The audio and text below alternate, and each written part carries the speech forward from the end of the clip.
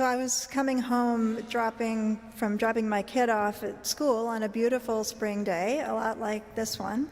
And I saw that some city workers were trimming a tree, and there were some branches scattered on the ground.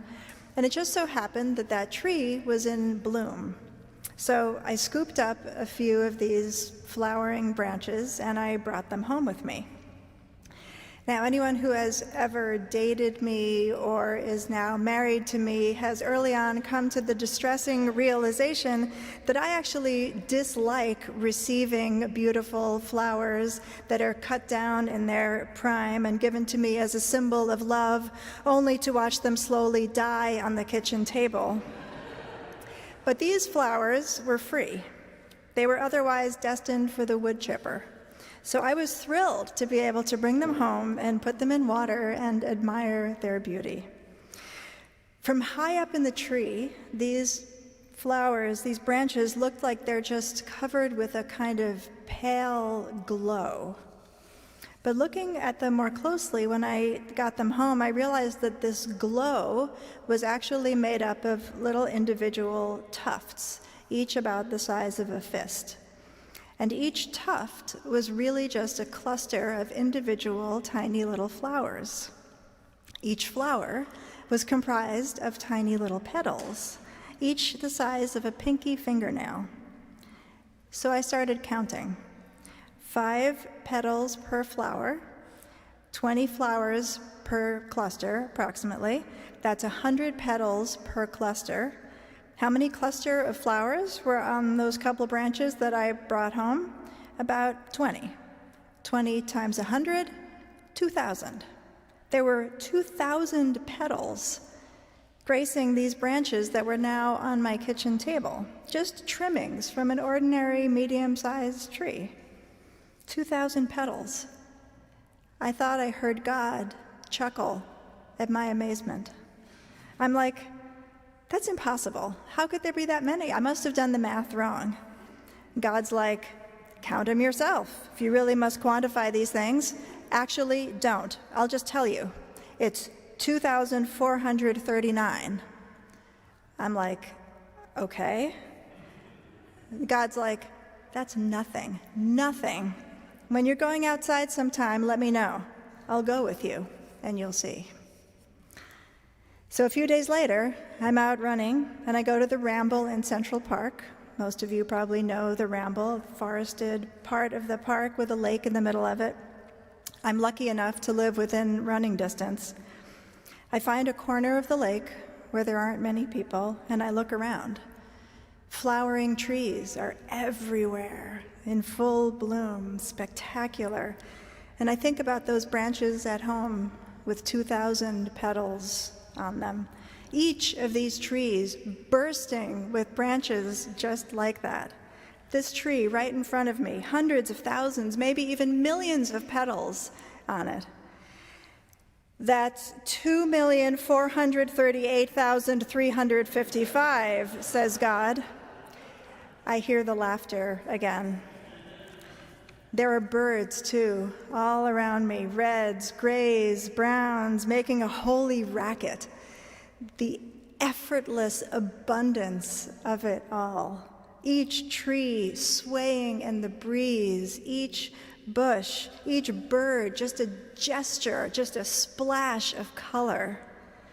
Looking at the kaleidoscope all around me, the explosions of life in every direction, the vibrations of sound, the unimaginable scale. There are no words, there are no numbers to contain this extravagance. And the lake is another dash of divine humor. You want it all doubled, says God? Poof, it's all there again in the mirror image of the lake. You want it tripled? You want it quadrupled? I spin off whole universes before you've had breakfast. The giddy playfulness of creation, the humor. I feel joy welling up in me. Awe. I feel profound awe. Around that time, there was an article in the New York Times by Adam Grant. This is part of what Reverend Pamela just read. There's a name for the blah you're feeling. It's called languishing. It describes a state that's not quite depression, but that's not quite thriving either. Grant calls languishing the dominant emotion of our time. Unlike with serious depression, you can function while languishing. You can go through the motions of your day and get done what you need to do. But it all feels kind of joyless and aimless, kind of blah. I think many of us have felt this, at least sometimes over the last few years, with hours in front of screens, background anxieties, loneliness, war, ecological devastation. But what amazed me about this article was that Adam Grant talked about languishing purely in psychological terms and offered only secular psychological remedies for it. He did not talk about it as what it seems to me so obviously to be, a spiritual illness. Languishing is the existential blah that comes from a disconnection from the holy source of life, a lack of a higher purpose animating what we do, an absence of awe. And just as I don't believe that this is just a psychological malady, I also don't believe that it's anything new. It might have gotten worse in our time, but this is a spiritual illness of our culture that has been with us for a long time. For decades, at least, we have collectively acted like a languishing individual.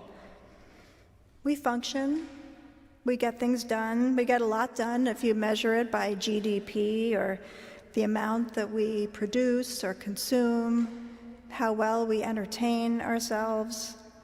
Much has gotten done.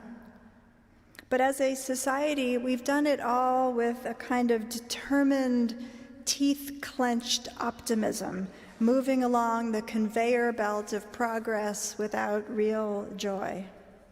We've done it without a sense of connection to the source of life, the earth from which we all come. We've done it without a sense of shared purpose, of why we're doing it. Why are we making 13 million new microwaves each year, and how does that create a better world when so many people don't have enough to eat to begin with? We've done it all without awe. Awe is a spiritual word. It suggests something bigger even than amazement. I think of it as the dawning awareness of the presence of something greater, something beyond ourselves, beyond our control, and beyond our comprehension. It can feel thrilling, terrifying, liberating, even comforting. Awe is soul nourishment. It's the antidote to languishing.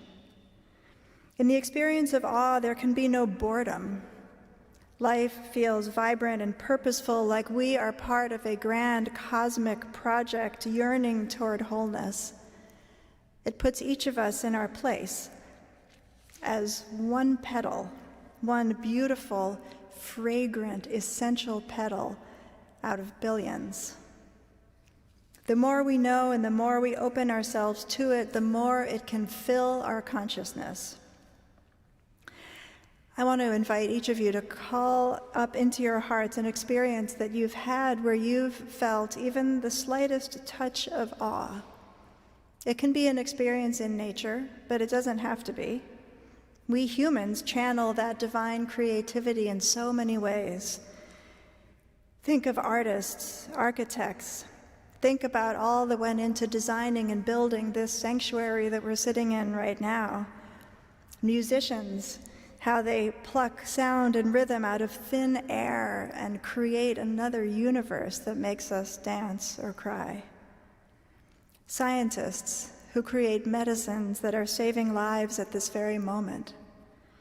The work of those who grow food, and those who build, and those who cook, and those who heal, and those who care for others. Almost anything can be experienced with awe if we open ourselves deeply to it. Einstein famously said, "There are two ways to live life. One is as if nothing is a miracle, and the other is as if everything is a miracle." What a difference that shift in perspective makes. If nothing is a miracle, our stance toward the natural world is one of extraction and control. If everything is a miracle, it's one of awe and reverence. If nothing is a miracle, the material world and all the people in it are just resources to be shaped and used. If everything is a miracle, every creature is infused with the holy and each person is of infinite value. If nothing is a miracle, we languish. If everything is a miracle, we blossom. I believe that the culture of nothing is a miracle is the culture of languishing, and it's the culture that is driving our ecosystems to the edge of collapse. To begin to heal our relationship with one another and with the rest of creation, we need to transform that culture. If we don't, technological fixes and market-based solutions will be a game of whack-a-mole. One problem will get solved and another will pop up in its place. Spiritual and culture change is slow but powerful. It's like planting the seed of a flowering tree. Whether we experience a God who has snarky conversations with us and knows how many petals are on a tree, or just contemplate the ineffable beauty and grandeur of the universe, we can each find our own ways to get to awe. We can make time for it and space for it in our week and in our day. Prayer, meditation, blessings before meals. And we can share our experiences. I've found that articulating our experiences of awe is a powerful thing because awe is contagious. When you share your sense of wonder at the extravagance of this world and the humility that you may feel in the face of the grandeur of it all, it gives me permission to do the same. We don't have to be cool and jaded and nonplussed about our lives. It's okay to tremble and be uncool. And that situates us more properly in relationship to this world and to the divine.